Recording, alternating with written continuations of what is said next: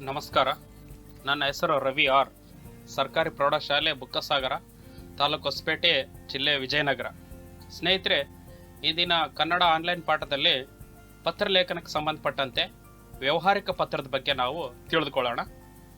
ನಮ್ಮವರು ನಮ್ಮೊಡನೆ ಇರುವವರೆಗೆ ಅಥವಾ ಹತ್ತಿರದಲ್ಲಿ ಇರುವವರೊಡನೆ ಮಾತು ಸಂಭಾಷಣೆ ಮೂಲಕ ವಿಚಾರ ವಿನಿಮಯ ಮಾಡಿಕೊಳ್ಳಬಹುದಾಗಿತ್ತು. ಆದರೆ ದೂರದಲ್ಲಿ ಪರಸ್ಥಳದಲ್ಲಿರುವವರ ಜೊತೆಗೆ ಇದು ಅಸಾಧ್ಯ. ಅದಕ್ಕಾಗಿಯೇ ಲಿಪಿ ಇರುವಂತಹ ಭಾಷೆಯಲ್ಲಿ ಪತ್ರಲೇಖನ ಪ್ರಾರಂಭ ಆಗುತ್ತೆ. ಇನ್ನು ಪತ್ರಲೇಖನದ ಇತಿಹಾಸಕ್ಕೆ ಸಂಬಂಧಪಟ್ಟಂತೆ ನಾವು ನೋಡೋದಾದ್ರೆ, ಮಹಾಕವಿ ಕಾಳಿದಾಸ ಕಾವ್ಯ ನಾಟಕಗಳಲ್ಲಿ ಇದರ ಅಸ್ತಿತ್ವವನ್ನು ಕಾಣುತ್ತೇವೆ. ಈ ಮೇಘ ಸಂದೇಶ ಕಾವ್ಯದಲ್ಲಿ ವಿರಹಿಯಾದ ಯಕ್ಷ ತನ್ನ ಮನದನ್ನೆಗೆ ಮೇಘಗಳ ಮೂಲಕ ಸಂದೇಶವನ್ನು ಕಳಿಸುತ್ತಾನೆ. ಅಭಿಜ್ಞಾನ ಶಾಕುಂತಲ ನಾಟಕದಲ್ಲಿ ಶಕುಂತಲೆ ತಾವರೆಯ ಎಲೆಗಳ ಮೇಲೆ ಪತ್ರ ರಚಿಸುವ ಮೂಲಕ ತನ್ನ ಮನದ ಅಳಲನ್ನು ದುಷ್ಯಂತನಿಗೆ ತಿಳಿಸುವ ಪ್ರಯತ್ನ ಮಾಡ್ತಾಳೆ. ಇನ್ನು ಅರಸರು, ಅಧಿಕಾರಿಗಳು ಹಿಂದೆ ಪತ್ರಗಳನ್ನು ಕುದುರೆ ಸವಾರರ ಮೂಲಕ ಇಲ್ಲವೇ ತರಬೇತಿ ಪಡೆದ ಪಾರಿವಾಳಗಳ ಮೂಲಕ ಪಡೆಯುವ ವ್ಯವಸ್ಥೆ ಮಾಡಿಕೊಂಡಿದ್ರು. ಬ್ರಿಟಿಷರ ಆಡಳಿತದೊಳಗ ಅಂಚೆ ಇಲಾಖೆ ಆರಂಭ ಆಗುತ್ತೆ. ಅಂಚೆ ಎಂಬ ಪದ ಬಂದುದು ಹಂಸ ಎಂಬ ತದ್ಭವ ರೂಪದಿಂದ ಅಂಚೆ ಆಗಿದೆ. ನಳದಮಂತಿಯರ ನಡುವೆ ಸಂದೇಶವಾಹಕವಾದುದು ಹಂಸ.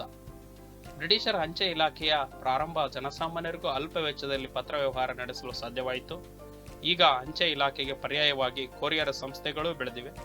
ದೂರವಾಣಿ, ಮೊಬೈಲ್, ಗಣಕಯಂತ್ರಗಳು ಬಂದ ಮೇಲೆ ಪತ್ರ ವ್ಯವಹಾರ ಕಡಿಮೆಯಾಗುತ್ತಿದೆ. ಆದರೆ ಪತ್ರಗಳು ವಿಶೇಷ ಅನುಭವವನ್ನು ಕೊಡುತ್ತವೆ. ಪತ್ರಗಳು ಬರಹ ರೂಪದಲ್ಲಿದ್ದು ನಾವು ಯಾವಾಗ ಬೇಕಾದರೆ ಆಗ ಅವುಗಳನ್ನು ಮತ್ತೆ ಮತ್ತೆ ಓದಬಹುದು. ಹಲವು ಕಾಲ ತೆಗೆದಿರಿಸಿಕೊಳ್ಳಲು ಸಾಧ್ಯ. ಆದರೆ ದೂರವಾಣಿಯಲ್ಲಿ ಈ ಅವಕಾಶವಿಲ್ಲ. ಅದು ತಾತ್ಕಾಲಿಕ. ಆತ್ಮೀಯರ, ಹಿರಿಯರ, ಪ್ರಸಿದ್ಧ ವ್ಯಕ್ತಿಗಳ ಪತ್ರಗಳನ್ನು ಓದುವಾಗ ಲಭಿಸುವ ಆನಂದ, ಪ್ರೋತ್ಸಾಹ, ಉತ್ಸಾಹಗಳು ಇನ್ನಿತರ ಮಾಧ್ಯಮಗಳಿಂದ ದೊರಕಲಾರವು. ಪ್ರಸಿದ್ಧ ವ್ಯಕ್ತಿಗಳ ಪತ್ರ ಸಂಗ್ರಹಗಳು ಹಲವರಿಗೆ ಮಾರ್ಗದರ್ಶಕವೆನಿಸಿವೆ. ಮಹಾತ್ಮ ಗಾಂಧೀಜಿಯವರ 100 ಪತ್ರಗಳು, ಪಂಡಿತ್ ಜವಾಹರ್ಲಾಲ್ ನೆಹರು ಅವರ ಸೆರೆಮನೆಯಿಂದ ಮಗಳಿಗೆ ಬರೆದಂತಹ ಪತ್ರಗಳು ವಿಶ್ವವಿಖ್ಯಾತವಾಗಿವೆ. ಜಗತ್ ಕಥಾವಲ್ಲರಿ ಅನ್ನುವಂಥದ್ದು ಬಹಳ ವಿಶೇಷವಾಗಿರ್ತಕ್ಕಂತಹ ಪತ್ರಗಳ ಪುಸ್ತಕ ಆಗಿದೆ. ಇನ್ನು ಪತ್ರಲೇಖನ ಅಂದ್ರೆ ಲಿಖಿತ ಅಭಿವ್ಯಕ್ತಿಯಾಗಿದ್ದು ವಿಚಾರ ವಿನಿಮಯದ ಮಾಧ್ಯಮವಾಗಿದೆ. ಇದು ಒಂದು ಸಾಹಿತ್ಯದ ಪ್ರಕಾರವೂ ಆಗಿದೆ. ಇನ್ನ ಪತ್ರ ಬರಿಬೇಕಾದ್ರೆ ನಾವು ಗಮನಿಸಬೇಕಾಗಿರ್ತಕ್ಕಂಥ ಅಂಶಗಳು ಅಂದ್ರೆ ಶುದ್ಧ ಬರಹ, ವಾಕ್ಯ ರಚನೆ, ಲೇಖನ ಚಿಹ್ನೆಗಳು, ವಿಷಯ ಸ್ಪಷ್ಟತೆ, ನಿಖರತೆ, ಸ್ಫುಟವಾಗಿರುವುದು, ಇನ್ನು ಕ್ರಮಬದ್ಧತೆ, ಅಚ್ಚುಕಟ್ಟಾದ ಕಾಗದದ ಬಳಕೆ, ಓದುಗರ ಗಮನ ಸೆಳೆಯುವಿಕೆ ಅಥವಾ ಆಕರ್ಷಣೆ, ಇದನ್ನ ನಾವು ನೋಡ್ತೀವಿ. ಇನ್ನು ಪತ್ರಲೇಖನದಲ್ಲಿ 2 ವಿಧ. ಒಂದು ವೈಯಕ್ತಿಕ ಪತ್ರ, ಇನ್ನು ಒಂದು ವ್ಯಾವಹಾರಿಕ ಪತ್ರ. ವೈಯಕ್ತಿಕ ಪತ್ರ ಅಂದ್ರೆ ಗೆಳೆಯರಿಗೆ, ಬಂಧುಗಳಿಗೆ ಬರೆಯುವಂತ ಪತ್ರ. ವ್ಯಾವಹಾರಿಕ ಪತ್ರ ಅಂದ್ರೆ ಶಾಲೆ, ಕಾಲೇಜು, ಬ್ಯಾಂಕು, ಪಂಚಾಯಿತಿ, ಸಂಘ, ಸಂಸ್ಥೆ ಮುಂತಾದ ಇಲಾಖೆಗಳಿಗೆ ಬರೆಯುವಂತಹ ಒಂದು ಪತ್ರ ಆಗಿರುತ್ತೆ.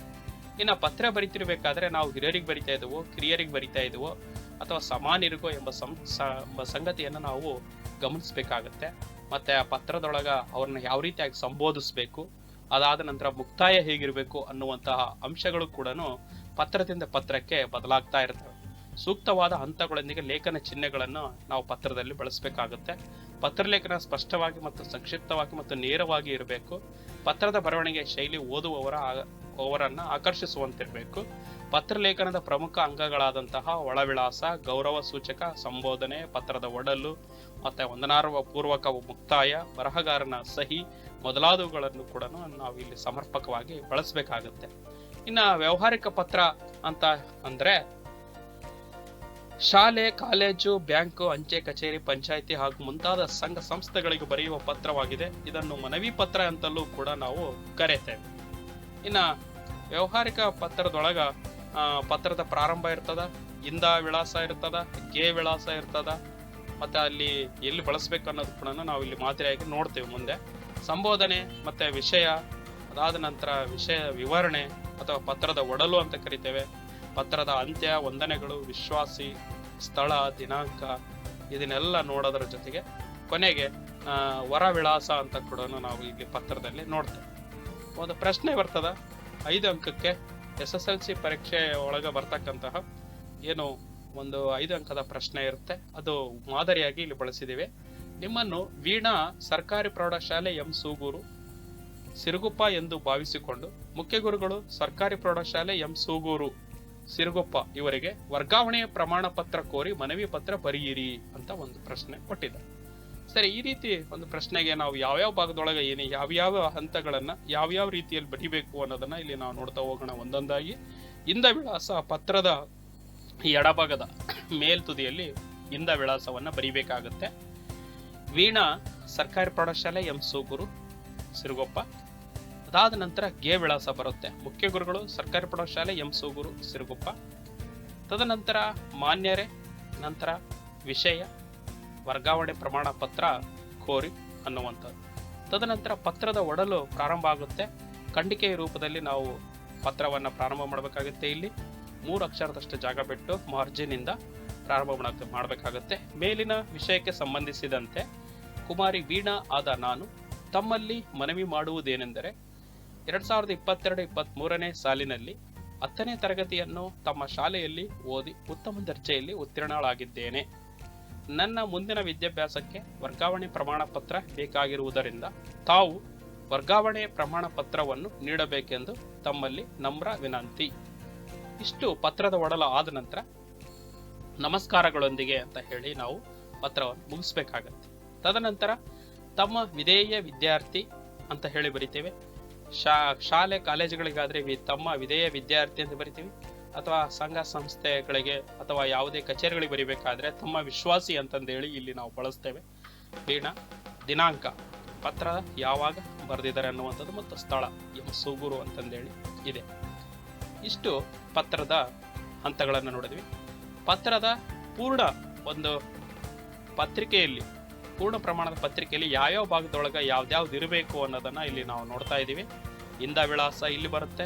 ನಂತರ ಅದೇ ಮಾರ್ಜಿನಿಯಲ್ಲಿ ಗೆ ವಿಳಾಸ ಬರುತ್ತೆ. ಮಾನ್ಯರೇ, ವಿಷಯ, ನಂತರ ಪತ್ರದ ಒಡಲನ್ನು ನೋಡ್ತೇವೆ. ಪತ್ರ ಮುಕ್ತಾಯಗೊಂಡಿರ್ತಕ್ಕಂಥದ್ದು ಮತ್ತೆ ನಮಸ್ಕಾರಗಳನ್ನು ತಿಳಿಸ್ತಕ್ಕಂಥದ್ದು. ಇನ್ನು ತಮ್ಮ ವಿಧೇಯ ವಿದ್ಯಾರ್ಥಿ ವೀಣಾ ಅಂತೇಳಿ ಈ ಭಾಗದಲ್ಲಿ ಬರುತ್ತೆ. ನಂತರ ಇಲ್ಲಿ ದಿನಾಂಕ ಮತ್ತು ಸ್ಥಳವನ್ನು ಈ ಭಾಗದಲ್ಲಿ ಹಾಕ್ತೀವಿ. ಕೆಲವೊಂದ್ಸಲ ದಿನಾಂಕ ಈ ಭಾಗದಲ್ಲಿ ಕೂಡ ನಾವು ವ್ಯಾವಹಾರಿಕ ಪತ್ರದಲ್ಲಿ ಬಳಸ್ತೇವೆ. ಇಲ್ಲಿ ಬಳಸಿದ್ರು ಸರಿ, ಇಲ್ಲಿ ಬಳಸಿದ್ರು ಸರಿ, ಏನು ತೊಂದರೆ ಇಲ್ಲ. ಸ್ಥಳ ಮಾತ್ರ ಇಲ್ಲೇ ಬಳಸಬೇಕು. ಇದು ವ್ಯಾವಹಾರಿಕ ಪತ್ರ. ನಂತರ ಹೊರವಿಳಾಸ ಈ ರೀತಿಯಾಗಿ ಇರುತ್ತೆ. ಇಂದ ಈ ಭಾಗದಲ್ಲಿ ಬರುತ್ತೆ. ಗೆ ವಿಳಾಸ ಈ ಭಾಗದಲ್ಲಿ ಬರುತ್ತೆ. ಇಷ್ಟು ಈ ಒಂದು ಪತ್ರಕ್ಕೆ ಸಂಬಂಧಪಟ್ಟಂತ ವಿಚಾರ. ಸ್ನೇಹಿತರೆ, ನಾವು ಇಲ್ಲಿಯವರೆಗೆ ನಾವು ಈ